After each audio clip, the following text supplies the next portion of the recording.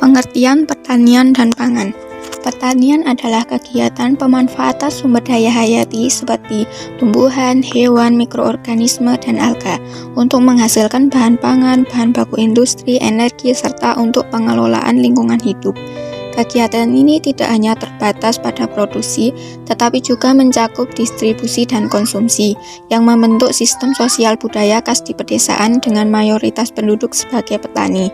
Pangan adalah segala sesuatu yang berasal dari sumber hayati seperti produk pertanian, perkebunan, kehutanan, perikanan, peternakan, perairan, dan air baik yang diolah maupun tidak diolah, yang diperuntukkan sebagai makanan atau minuman bagi konsumsi manusia. Ini mencakup bahan tambahan pangan, bahan baku pangan, dan bahan lain yang digunakan dalam proses penyiapan, pengolahan, dan pembuatan makanan atau minuman. Pertanian dan pangan memiliki hubungan yang sangat erat, karena sektor pertanian merupakan sumber utama produksi pangan yang memenuhi kebutuhan dasar manusia. Ketahanan pangan suatu negara sangat bergantung pada kemampuan sektor pertaniannya untuk menghasilkan pangan dalam jumlah yang cukup dan dengan harga yang wajar. Baik, saya Afifah dari Menawar 1 Syadiah. Selanjutnya saya di sini akan menjelaskan tentang peran pertanian dan pangan. Peran yang pertama, kontribusi terhadap produk domestik bruto dan pendapatan nasional. Sektor pertanian tetap menjadi kontributor utama PDB Indonesia dengan rata-rata kontribusi 13,17% pada tahun 2016 sampai 2020, menempati posisi ketiga setelah industri pengolahan dan perdagangan. Meski presentasinya menurun dari 30,2% pada tahun 1975 ke 14,44% pada tahun 2012, secara nilai absolut sektor ini terus meningkat seiring pertumbuhan ekonomi nasional. Yang kedua, ada penyedia lapangan kerja. Pertanian menyerap tenaga kerja terbanyak di Indonesia, terutama di pedesaan. Pada tahun 2000, lebih dari 40,7 juta orang bekerja di sektor ini. Meski trennya menurun, pertanian tetap menjadi penopang utama ekonomi pedesaan, karena di pedesaan itu mayoritas orangnya itu bekerja di sektor pertanian. Yang selanjutnya, sumber devisa negara. Pertanian menyumbang devisa lewat ekspor komoditas unggulan dengan nilai naik dari 2,5 miliar US dollar pada tahun 1984 menjadi 22,2 miliar US dollar pada tahun 2013. Kenaikan ini perlu diimbangi dengan ketersediaan pasokan untuk pasar domestik. Yang selanjutnya ada penyedia bahan baku industri dan efek multiplier. Pertanian menyediakan bahan baku bagi industri seperti makanan, minuman, dan tekstil. Pertumbuhannya itu mendorong ekspansi sektor lain serta menjadi pasar bagi produk industri, sehingga memberi efek multiplier bagi pertumbuhan ekonomi yang ada di Indonesia. Peran yang selanjutnya itu menjamin ketahanan dan kedaulatan pangan. Pertanian berperan penting dalam menjaga ketahanan pangan nasional, mengurangi impor, dan menjaga stabilitas harga serta pasokan. Hal ini mendukung kestabilan sosial dan ekonomi. Peran yang terakhir itu pengembangan wilayah dan pemerataan ekonomi. Peningkatan produktivitas dan efisiensi pertanian mendorong pengembangan wilayah pedesaan, meningkatkan kesejahteraan masyarakat desa, serta memperluas kesempatan berusaha dan pemerataan ekonomi yang ada di Indonesia. Jadi kesimpulannya dari beberapa peran pertanian dan pangan yang sudah saya jelasin tadi itu, pertanian itu mempunyai peran yang sangat penting dalam kehidupan kita. Nggak cuma nyediain makanan sehari-hari, tapi petani juga bantu jaga ketahanan pangan negara. Selain itu, pertanian itu ikut mendorong ekonomi lewat kontribusinya ke PDB. Pertanian juga menciptai lapangan pekerjaan terutama di pedesaan, dan pertanian juga menjadi sumber pemasukan negara lewat ekspor, kayak ekspor beras apa gitu, dan bahkan hasil pertanian juga jadi bahan baku buat industri makanan, minuman, dan tekstil. Makanya pertanian itu nggak boleh dipandang sebelah mata dan perlu terus kita dukung supaya masyarakat itu makin sejahtera dan pembangunan makin merata.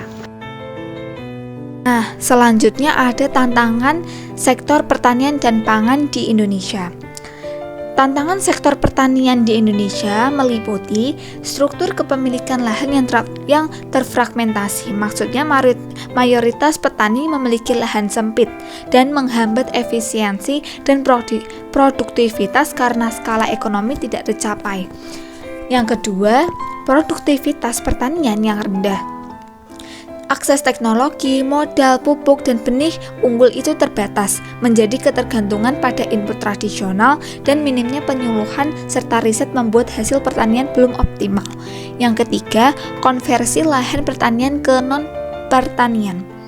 Maksudnya, lahan pertanian harus mengambil alih fungsi ke industri dan perumahan. Itu mengurangi luas lahan produktif. Kemudian ada minimnya dukungan infrastruktur dan akses kredit. Infrastruktur irigasi, jalan usaha tani, dan gudang penyimpanan masih berkurang. Jadi, akses petani ke lembaga keuangan formal itu terbatas. Kemudian, ada kebijakan yang tidak terintegrasi dan tidak konsisten. Kebijakan pembangunan pertanian kurang terkoordinasi dan tidak selalu berpihak pada petani. Yang terakhir, kelemahan industri hilir pertanian. Jadi, industri pengolahan hasil pertanian itu masih terbatas, sehingga nilai tambah rendah dan banyak produk dijual mentah. Kemudian ada tantangan sektor pangan di Indonesia. Yang pertama, pertumbuhan penduduk dan perubahan pola konsumen.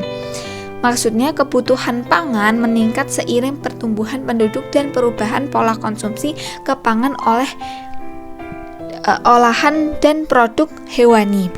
Kemudian ketergantungan pada impor pangan strategis, yaitu Indonesia masih sangat tergantung pada impor untuk komoditas penting seperti kedelai, gandum, daging sapi, dan terkadang beras. Kemudian persaingan dalam pemanfaatan pangan. Komoditas pangan juga digunakan untuk pakan ternak dan bahan baku energi. Kemudian ada distribusi dan ketersediaan yang tidak merata. Distribusi pangan antar wilayah belum merata, terutama di wilayah timur Indonesia. Kemudian ada ketahanan dan kemandirian pangan belum tercapai. Kualitas konsumsi dan kecukupan gizi belum sesuai standar nasional. Jadi ketahanan pangan belum diikuti kemandirian dan kedaulatan pangan. Kemudian ada minimnya cadangan pangan nasional. Cadangan pangan nasional khususnya beras masih lebih rendah dibandingkan negara lain, membuat Indonesia kurang siap menghadapi krisis. Yang terakhir ada harga pangan yang tidak stabil, yaitu fluktuatif harga pangan terutama beras sangat mempengaruhi daya beli masyarakat miskin. Baik, selanjutnya saya Sofiatul Launi akan memberikan contoh kasus yang berkaitan dengan pertanian dan pangan di Indonesia. Di sini saya mengambil kasus krisis beras pada tahun 2023 sampai 2024 di Indonesia. Nah, krisis ini tentu saja disebabkan oleh beberapa faktor. Faktor yang pertama yaitu fenomena El Nino yang menyebabkan gagal panen. Nah, El Nino ini merupakan fenomena alam saat suhu laut di Samudra Pasifik bagian tengah dan timur jadi lebih hangat dari biasanya. Jadi El Nino ini mengganggu cuaca di banyak tempat, salah satunya yaitu Indonesia. Sedangkan dalam sektor pertanian itu membutuhkan cuaca yang relatif stabil, jadi tidak terlalu kemarau dan juga tidak terlalu sering turun hujan.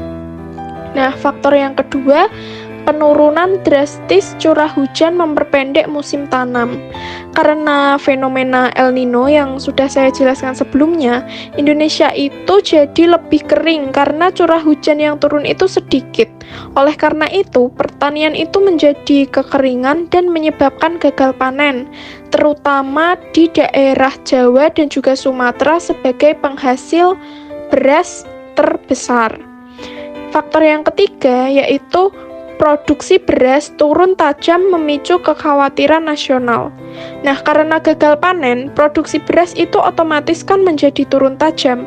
Nah, hal tersebut menyebabkan tidak tercukupinya kebutuhan pangan. Berikut merupakan data-data yang ada saat terjadinya krisis. Yang pertama yaitu Produksi beras tahun 2023 hanya 30 juta ton. Yang kedua, harga beras naik dari harga Rp11.000 per kilo menjadi Rp15.000 per kilo. Yang ketiga, inflasi pangan menyumbang lebih dari 60% inflasi nasional. Yang keempat, impor beras lebih dari 3 juta ton untuk menjaga stok. Nah, kemudian apa dampak dari krisis tersebut? Yang pertama yaitu inflasi tinggi. Harga beras saat krisis beras itu kan otomatis tinggi, jadi membuat daya beli masyarakat itu menurun, terutama kalangan menengah ke bawah. Yang kedua, petani merugi.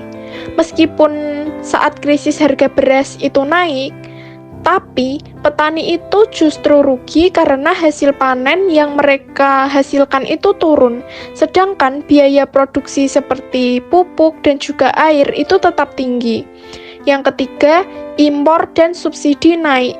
Jadi saat krisis, pemerintah itu harus mengeluarkan dana besar untuk memberikan subsidi dan bantuan sosial. Nah, hal tersebut tentu saja menambah beban anggaran negara. Yang keempat, ketahanan pangan nasional terganggu.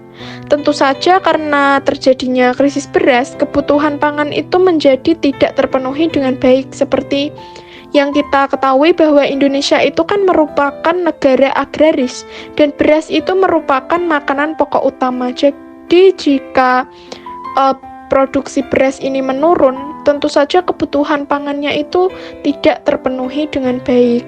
Dan kemudian saat terjadi krisis ini, apa respon pemerintah untuk menghadapi dampak-dampak yang negatif sebelumnya itu? Yang pertama, operasi pasar. Bulog mendistribusikan beras ke pasar-pasar tradisional dengan harga yang lebih rendah dari pasar. Tujuannya untuk menstabilkan harga dan mengurangi tekanan inflasi. Selain itu, pemerintah juga menggelontorkan bantuan sosial berupa beras kepada lebih dari 21 juta keluarga penerima. Selanjutnya adalah percepatan pembangunan food estate. Food estate yaitu proyek pertanian skala besar di beberapa daerah seperti Kalimantan Tengah dan Sumatera Utara. Selain pemerintah menyalurkan bantuan berupa beras, pemerintah juga menyalurkan bantuan berupa pupuk dan program pompanisasi. Nah, program pompanisasi ini penyediaan pompa air untuk mengatasi kekeringan di sawah.